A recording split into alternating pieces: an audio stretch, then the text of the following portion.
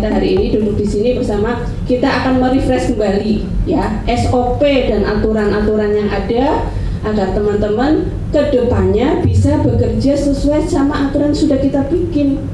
Sama-sama kita berubah. Tahun 2026 kalian harus lebih baik lagi. Seperti tadi disampaikan Bu Tika, jangan membiasakan kebiasaan yang sudah biasa. Lihatlah SOP dan juknisnya. Kalau nggak tahu ya tanya di lini di atasnya. Dan harapannya minta tolong juga teman-teman yang di operasional juga jangan merasa aman.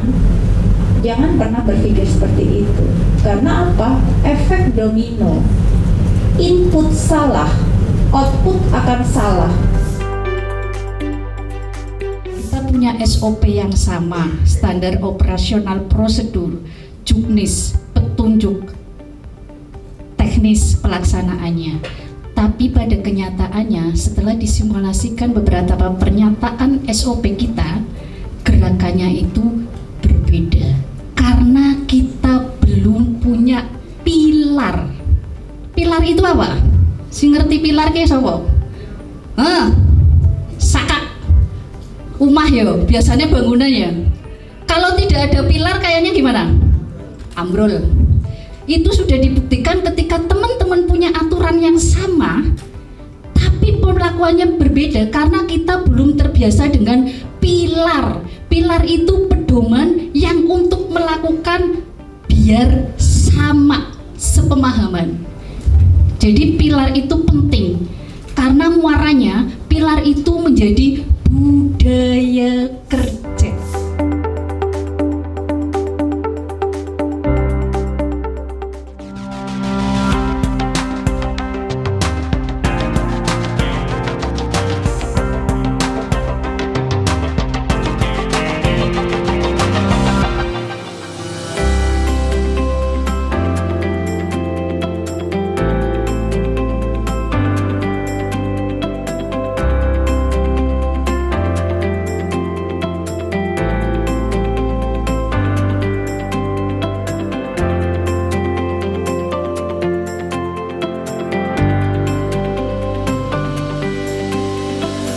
Pagi dan salam sejahtera untuk seluruh rekan-rekan yang sudah hadir sebagai peserta pelatihan hari ini atau workshop SOP dan juknis operasional PT PPR Sentral Arta. Boleh minta tepuk tangannya?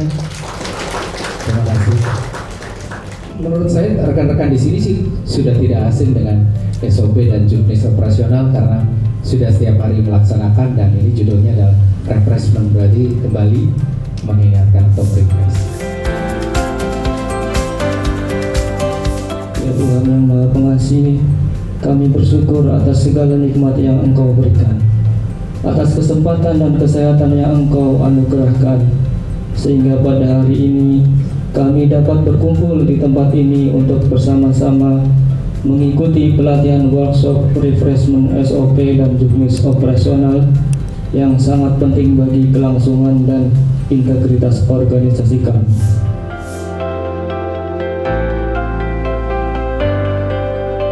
Patuh dan taat pada ketentuan perundang-undangan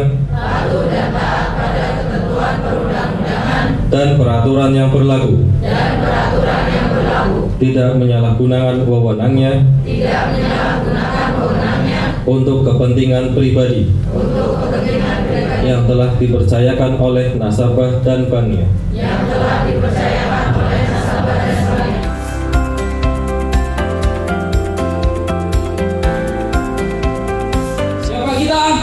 Sentral Arta. Siapa kita? Sentral Arta. Sentral Arta. Sentral Arta. Sentral Arta. Terima kasih.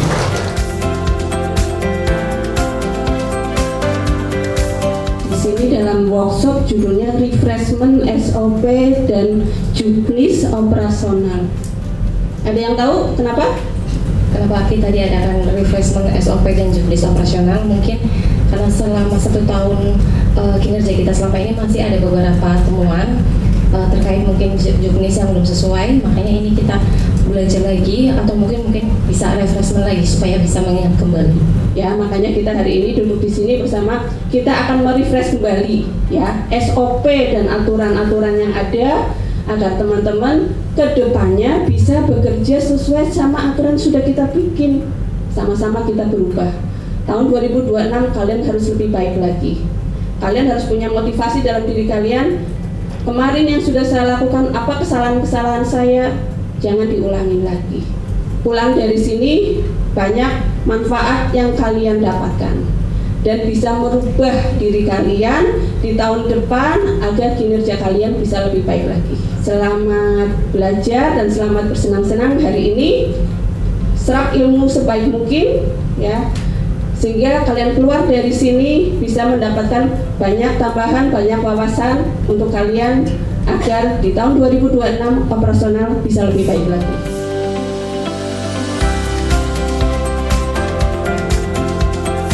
Jadi judul di sini refreshment SOP dan Juknis itu sebetulnya untuk teman-teman yang lama memang harus betul-betul. Untuk teman-teman yang baru tetap juga harus bisa mengikuti. Seperti tadi disampaikan Bu Tika, jangan membiasakan kebiasaan yang sudah biasa. Lihatlah SOP dan Juknisnya. Kalau nggak tahu ya tanya di lini di atasnya. Dan harapannya minta tolong juga teman-teman yang di operasional juga jangan merasa aman. Jangan pernah berpikir seperti itu. Karena apa? Efek domino. Input salah, output akan salah. Baik, mudah-mudahan lancar sampai sore nanti dan teman-teman pulang membawa banyak manfaat untuk kebaikan kita semua. Workshop pagi ini saya buka. Terima kasih.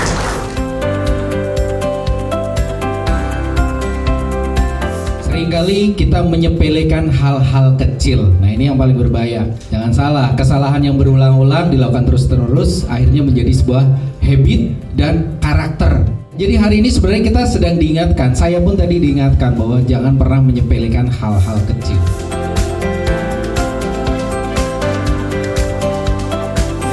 Refreshment. Itu kembali. Refreshment menyegarkan kembali. Masing-masing yang teller untuk ke depan. Ada setuju, tidak setuju, ya. Terus ragu. Kalau ragu, berarti teman-teman harus tetap berdiri di situ. Kalau misalnya setuju, bergeser ke kanan. Nah, tidak setuju, teman bergeser ke kiri.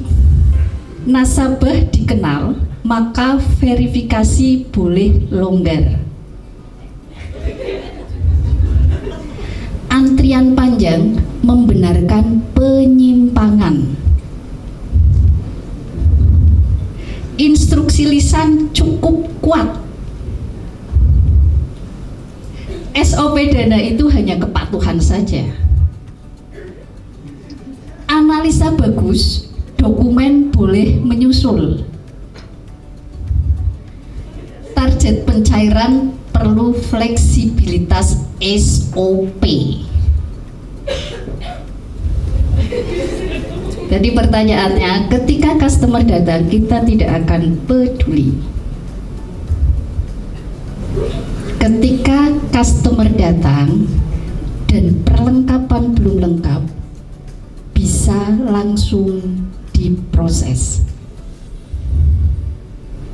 PJO itu pekerjaannya cuma melihat hasil. Juknis tidak perlu ketat jika staf senior. Dari pernyataan yang ada, kalau tahu pernyataan-pernyataan tadi dari mana? Dari SOP kita ya? Terus diturunkan ke Juknis, tapi kenapa teman-teman bagian yang sama punya gerakan yang berbeda untuk memahami itu? Siapa yang berani ngomong walaupun relatif baru nih? SOP itu apa? Izin Bu, mungkin kalau SOP sebenarnya ini sih Bu, tadi mirip-mirip sebenarnya. Mungkin ya di operasional itu rambu-rambunya, peraturan-peraturannya apa aja yang harus dipatuhi selama aktivitas semua kegiatan operasional gitu Bu. Tadi kita pengen memahami bahwa kita punya SOP yang sama, standar operasional prosedur, Juknis, petunjuk teknis pelaksanaannya. Tapi setelah disimulasikan beberapa pernyataan SOP kita, gerakannya itu berbeda karena kita belum punya pilar. Pilar itu apa? Si ngerti pilar ki sapa? Sakak. Umah ya, biasanya bangunan ya. Kalau tidak ada pilar kayaknya gimana? Ambrol. Itu sudah dibuktikan ketika teman-teman punya aturan yang sama, tapi perlakuannya berbeda karena kita belum terbiasa dengan pilar. Pilar itu pedoman yang untuk melakukan biar sama sepemahaman. Jadi pilar itu penting karena muaranya pilar itu menjadi budaya kerja. Pilar itu pertanggungjawaban kita dalam melakukan pekerjaan. Ini kan ada beneran masalah umum di tempat kerja. Kerjanya sudah keras, tapi kan hasilnya tadi tidak konsisten. SOP ada, tapi tidak dijalankan. Jadi harus ngerti nih, bagaimana kita bekerja hati-hati, efektif. Pilar pertama Mas, detail, kaizen, respect, disiplin eksekusi, akuntabilitas, dokumentasi, komunikasi terstruktur. Detail itu berarti cek ulang angka atau tulisan.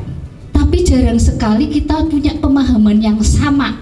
Yuk mulai hari ini nanti, 7 pilar ini nanti sampai selesai harus jadi budaya kerja kita. Detail, jadi sama. Ini harus disamakan persepsinya ya. Jadi teller pusat sama teller cabang, admin pusat sama admin cabang, PJO pusat sama PJO cabang itu harus punya budaya kerja 7 pilar ini. Detail itu bukan perfeksionis tapi profesional ya. Jadi harus paham konsep detail itu seperti apa.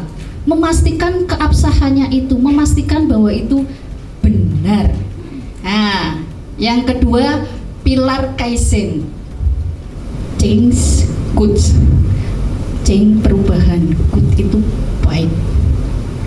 Berarti pilar yang kedua adalah perbaikan 1% setiap hari itu akan lebih baik daripada tidak berubah atau berubah langsung tapi berkuwi tidak konsisten.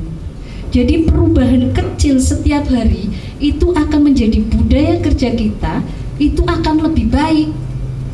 Respect. Ini pilar yang ketiga. Hargai orang bukan hanya target, hargai ide dan usaha, kritik tanpa merendahkan, beri ruang belajar. Orang yang dihargai akan memberi lebih. Respect itu minimal kita mendengarkan. Kalau sudah mendengarkan kita tanggapi dengan bijaksana itu. Respect. Jadi misalnya staf kita ada kesalahan, itu jangan langsung nyalah ke. Kita udah kasih tahu belum? Jangan impulsif ya, jangan reaktif. Jadi langsung der padahal kita belum pernah ngajari.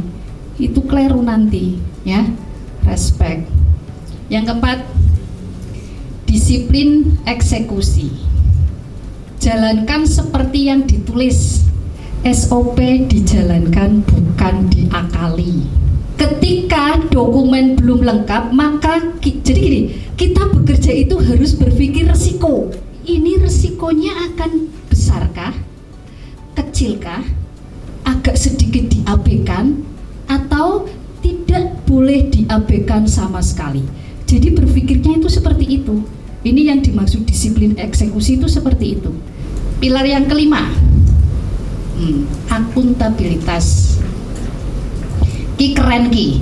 Kita harus punya budaya saya melakukan, saya yang tanggung jawab.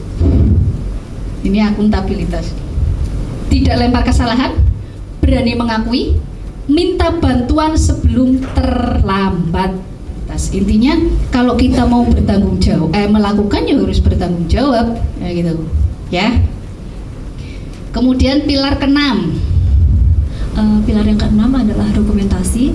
Kenapa ini sangat penting? Karena dokumentasi fisik adalah salah satu alat bukti yang bisa dijadikan bukti apabila ada sesuatu yang tidak sesuai, Jadi kerjanya harus jelas karena kita perbankan yang butuh, yang dikelola itu punya dana pihak ketiga, bukan punya kita sendiri, tapi orang lain yang harus kita kelola. Kalau suatu saat ada apa-apa, maka diperlukan pembuktian dokumentasi. Ya, itu penting. Apapun harus didokumentasikan. Proses tercatat, laporan bisa ditelusuri, bukti kerja jelas. Komunikasi terstruktur. Berarti cara komunikasi. Siapa atasan saya? Atasannya lagi siapa? Itu komunikasi terstruktur. Karena kalau teman-teman melewati di tangga berikutnya, maka ora sinkron. Komunikasi terstruktur itu menjadi pilar penting buat kita.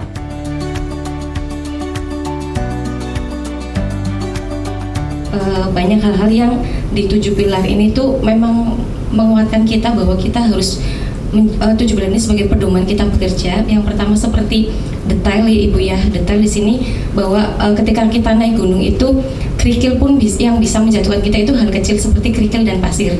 Nah itu berarti dalam pekerjaan juga kita harus seperti itu, tidak menyepelekan hal-hal kecil. Kemudian kaizen, perbaikan setiap harinya walaupun itu kecil, tetapi kita konsisten itu juga bisa menghasilkan sesuatu yang luar biasa. Kemudian ada respect. Di sini mungkin kita antar bagian mungkin sering gondok-gondokan satu sama lain, tapi kalau kita bisa saling menghargai, saling menerima, saling mendengarkan, mungkin kita bisa bekerja lebih baik lagi. Hari ini dan seterusnya teman-teman cara kerja itu harus seperti ini. Jika 7 pilar ini dijadikan bersama, standar kerja naik, konflik turun, dan hasil jadi konsisten.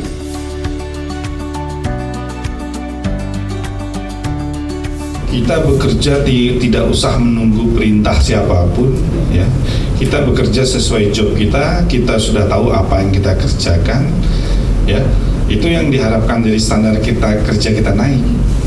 Kalau kita tadi sudah menjiwai daripada 7 pilar tadi. Nah, hasil daripada itu nanti kalau kita sudah melakukan itu, akhirnya kan kita harus konsisten, jangan hanya hari ini atau besok. Habis itu kembali lagi ke mode awal, jangan. Jadi kita seperti Kaisen tadi bilang, kita menuju perubahan yang lebih baik terus, memperbaikan ke arah yang berubah ke arah yang lebih baik, walaupun 1%. Jangan mundurnya 1%, maju ke yang lebih baik 1% itu ya.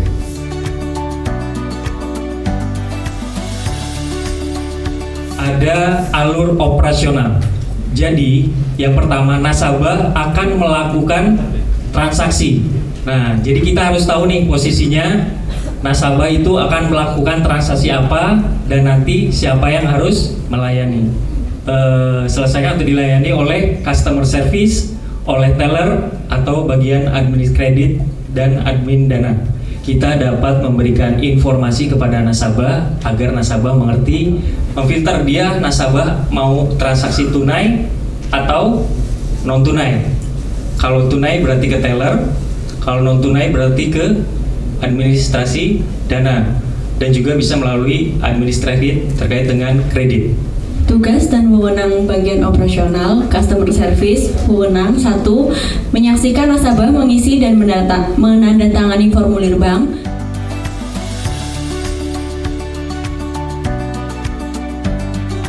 Tugas dan wewenang bagian operasional teller.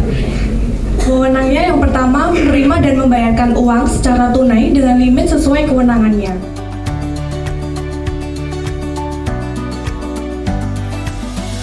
Dan wewenang bagian operasional administrasi dana. Pertama, memutuskan penyelesaian masalah yang terjadi pada unit kerjanya sepanjang batas wewenangnya.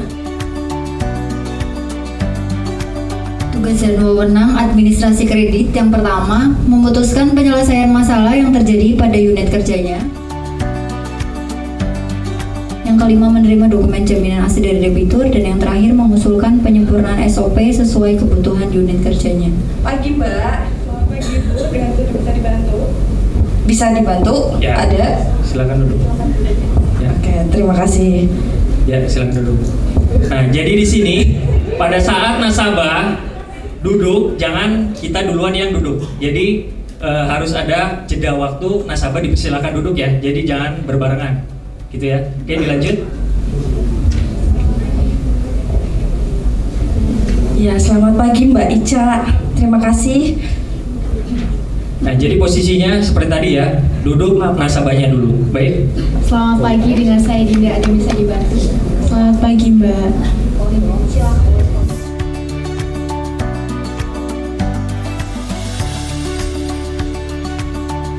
Ready? Ready. Pemalang. Timur ke barat, pemalang mau lewat pelayanan selalu di hati. Juknis panduan SOP jadi pedoman tepat saat aturan. Kami ada untuk nasabah. Mas Budi. Kita kasih wow.